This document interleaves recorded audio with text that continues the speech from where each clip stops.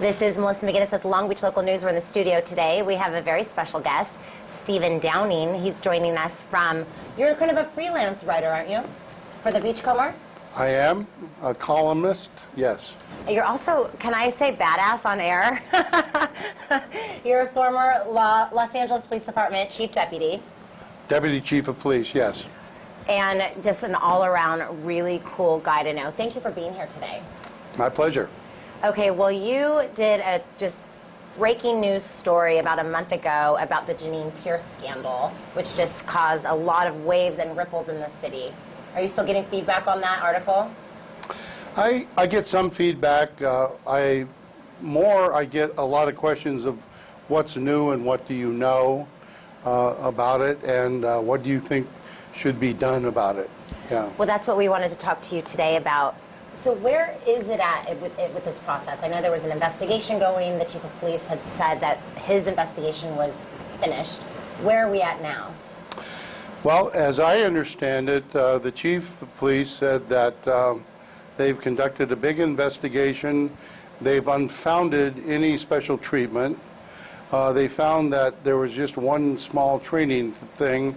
So he's basically exonerated the behavior of his entire top staff, and in doing so, he said that the district attorney has refused to prosecute anybody for domestic violence, and that has been sent to the city prosecutor for consideration, but they have not said who may be prosecuted and who may not be prosecuted. Basically, we know nothing of substance. Basically, the cover-up is in place, and City Hall, I expect, will wait it out so it fades into the woodwork, which City Hall usually does. So what bothered you initially about this wasn't necessarily a Jeannine Pearce personal issue. It's more about a cover-up. It's more about you didn't feel like integrity was involved in the case when being handled that night. That's exactly right. I have neighbors who were arrested for misdemeanor domestic violence under circumstances that was really amounted to hearsay, but the officers said we're mandated to make an arrest in spite of the fact there are no marks. And so they did make the arrest, and that couple was poorly treated by our justice system. But everything I learned about it, the officers said they followed policy and they followed the law. And so if that's what happens to my two neighbors when an allegation involving no marks is made, that is what should happen to anyone faced with the same circumstances. And the allegations were that Mr. Cotter had a mark on his face and a mark on his arm. We asked for the mugshot. They stonewalled that. They have still not provided the mugshot. So in my opinion, it's still a situation in which City Hall is covering up the embarrassment of City Hall and the machinery that goes into work when City Hall in Long Beach is threatened. Right. Initially when we started talking about this, you discussed that, you know, VIP treatment is kind of like a known thing, and maybe that's not necessarily the big problem. The problem for you, as I understand it, is that requesting a mugshot that's normal. That's something that should be given to you. Should be. They routinely hand out mugshots when they have a big case to announce while the investigation is still going on, so they can show you a picture of the bad guy. Okay? Well, Mr. Cotter was booked. Let's see his mugshot. All of a sudden, oh, this is part of an investigation that's ongoing, so they didn't give it. So when the investigation was over, we asked for the mugshot again. The investigation's over, but that didn't happen.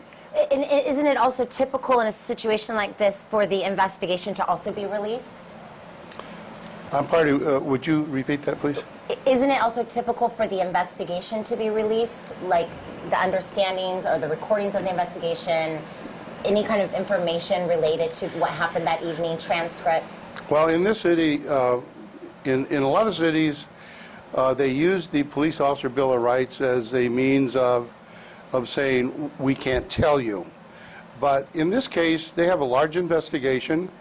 It involves the city administration. Who knows? It probably goes as high as the mayor's office, in which discussions were held. How do we cover this thing up? So they use the police officer Bill of Rights to say, we have reviewed this, we investigated it, and we made the decision that nothing was wrong, but we can't give you the facts because the police Bill of Rights prohibits that. I say baloney. They can give us the facts. All they have to do is redact the names, give us the ranks, and put a number by it so that when a person reads it, they can tell whether a deputy chief or a lieutenant improperly told an officer to do something that the officer doesn't normally do in the routine sense of duties, like arrest my neighborhood, my neighbors, Right. but Arrest somebody her. who has a 50,000 warrant out for their arrest. That would be a typical thing a policeman should have done. And No also, question. there's a timeline that's a little confusing for you. There's about 3 hours where it's undocumented. Did she go back to the police station? Was she given a breathalyzer? What was the result of that breathalyzer? Did she give time to maybe get rid of some of the alcohol in her system? You want to know those facts. Is that something that's typical to get if you requested?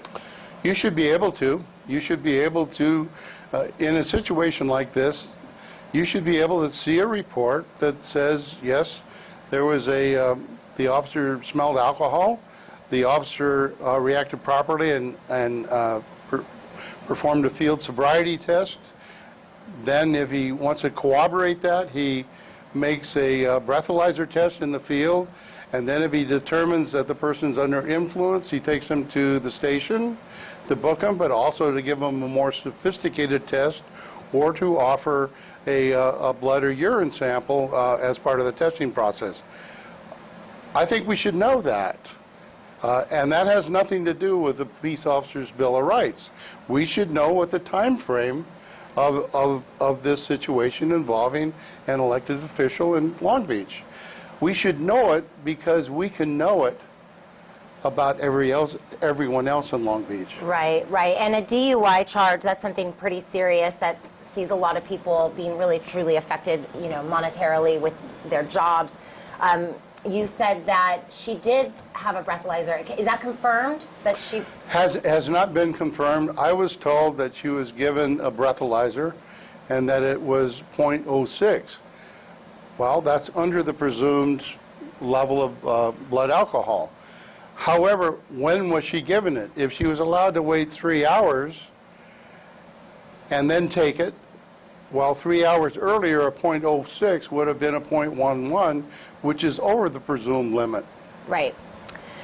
Well, so as we stand today, the only way there's going to be any type of different result other than just business as usual is if the CPCC comes back with different findings per their investigation.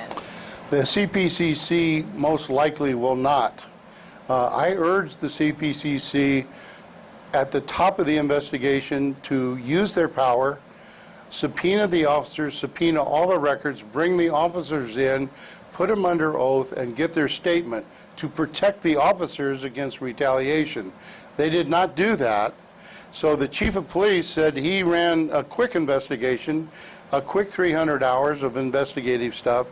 I predict that the CPCC won't even get close to seeing anything for another 6 months. But if they use their power right now, they could subpoena the chief's investigation, go into executive session, find out what's going on, ask for more, ask the city council to hire an independent investigator. They can do a lot of things, but they have not done it. And do you think they will? Is there any way you could put pressure on them, or? You're trying. I've been trying for You've done a good job. I've been trying for 5 years to get the CPCC to do the right thing. They say they can't interview the officers. Well, if they can't interview officers, they can't do their job. But they say they can't interview the officers because the law says so under the Police Officer Bill of Rights. That is absolutely not true. But it's city attorney driven, and that's the way it goes in this city. So really the CPCC up to now is a paper tiger. If they read their charter, and if they, as individual commissioners, decide we're not going to be told how to do our job, we're going to tell the city how to do our job because we're here under the charter authority of the people, and we're going to do the job based on how we interpret the charter, not the city attorney. Well, then I guess we hope that the CPCC sees it that way. Until then, we wanted to get Mr. Downing on this and in the studio to answer these questions for our audience. We've been inundated with questions. What's happening with this case? What's happening with this investigation? So we went straight to the source, and that's where we're at with it. Is there anything the public can do to, if they want to help, kind of incite a thorough investigation? Well, I think that probably the best thing the public could do is everybody put on the same color shirt, maybe a red shirt, and go fill up council chambers and say, we want some answers. And I think the council might respond to that. Yeah. Well, the power is definitely within the people, so that's a great tip, great advice. If you have anything that you'd like to add, please mention it in the comments below. And again, I'd like to point out that this is nothing personal against Jeannine Pearce, that you actually contributed to her campaign. I did. I gave her $100. Yes, you did. And us here at Long Beach Local News, we've reached out to Janice's office several times requesting an interview with her, really wanting to talk about some of the great things that she's doing in the city. So hopefully we'll also get that as well. But in the meantime, we thank you for being here and providing such transparency for the city of Long Beach. We're lucky to have you here. Thank you. Thank you.